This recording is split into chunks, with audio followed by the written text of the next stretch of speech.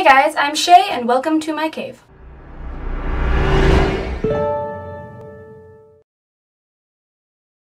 Gardening is lame. Why? Why is gardening lame? You get to dig in the dirt and like rip out weeds and use these big shiny pointy scary tools. Gardening is freaking brutal, and even if it's not, you don't have to be a freaking jerk about it. She's not welcome in our house. Well, you're not welcome in my life. Ugh, what a jerk face. I don't even care what his reason is for being such a jerk face. Just the fact that he is a jerk face would make me not want to ever see him again. I wouldn't even care if like he said all this stupid stuff and then Katie didn't like him for the whole rest of the book.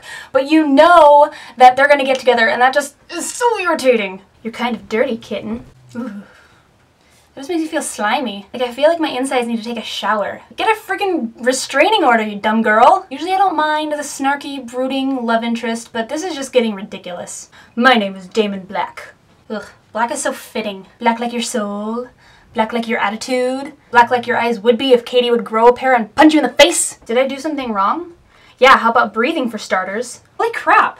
If I was Katie, I would have just gotten up and left. Screw being, like, confrontational and standing up for myself. I would have just been like, alright, bye. If they're all such jerks, then screw them. Screw Damon, screw Dee, screw Matthew, and screw that little blonde Ash chick. Screw the other 6 books, I know. Why did you come here, Katie? We were doing well, and then you show up. Okay, first off, her mom moved her here. She didn't decide, I think I want to move to this tiny town and live next door to these random strangers that I don't know. Yeah, that was definitely her choice. Not only that, but Dee approached her in the grocery store. Damon came up to her to ask if she wanted to go swimming or whatever. It's like they're blaming all this stuff on Katie, and she didn't even do it. She never even approached them at first. I mean, sure, she went over to Damon's house to ask him where the grocery store was, but it's not like she was asking him out on a date. They were always the ones that took the first step.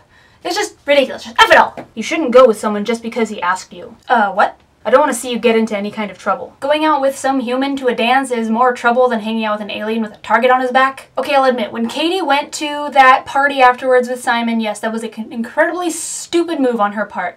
She knew his reputation. She knew that he was already drunk. It's like, the fact that she did that just to spite Damon was a pretty stupid move.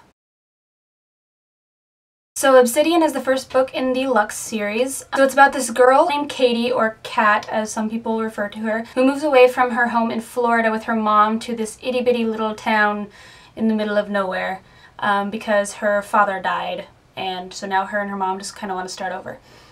She has this book blog, which is really cool, and it's mentioned throughout the book, and you know, I thought that was a really cool and a really different thing. I've never really read about a character that has such like a different hobby. So that was kind of one thing that really got me interested in this book. Also, I guess just a lot of other people have read it already, and so I wanted to read it too and see what I thought of it. So Katie and her mom end up moving into this house next door to a couple of siblings. There's Dee and there's Damon, the brooding, dark, mysterious male love interest of the story. And then of course throughout the whole book, Katie and Damon have like this whole hot-cold love-hate relationship, and before too long Katie finds out that Damon and his sister are aliens.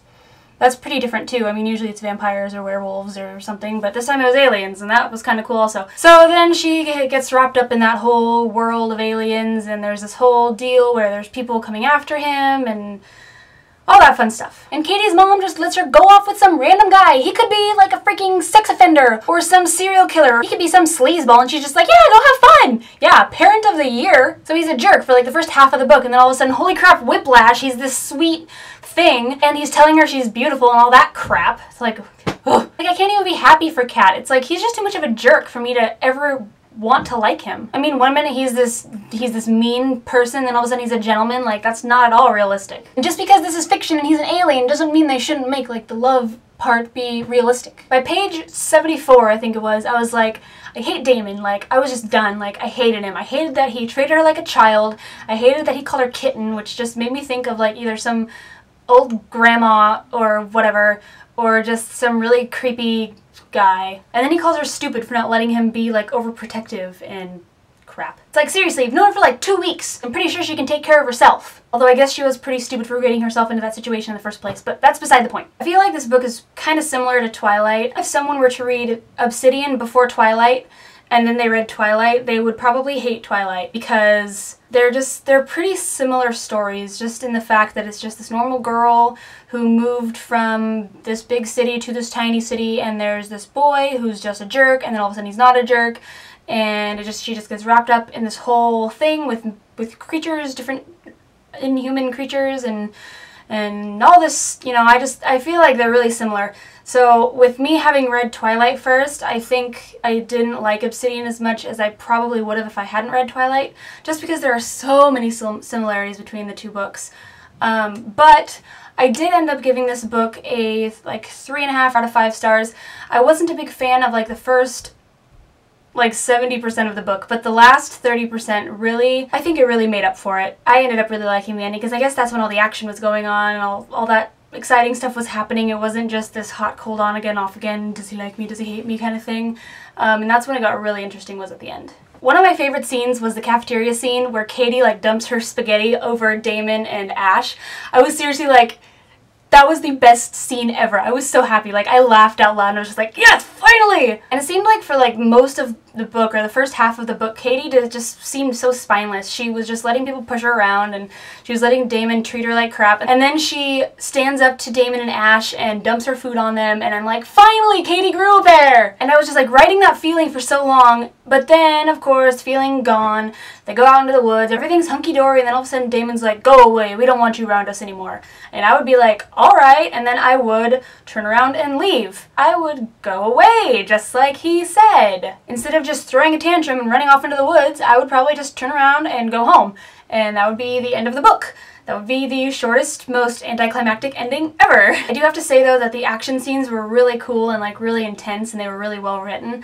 One of my other favorite scenes was when Katie was like charging at the Arum with the knife, and like just the whole picture of her in her red dress and with like the trees and everything all around them and everything. I just thought it was really cool, and it was really vivid in my mind, and I just thought that was a really cool scene. So all in all, I did like this book. I will continue reading the series. I think I just had to get past the initial love-hate, snarky jerk of a boy.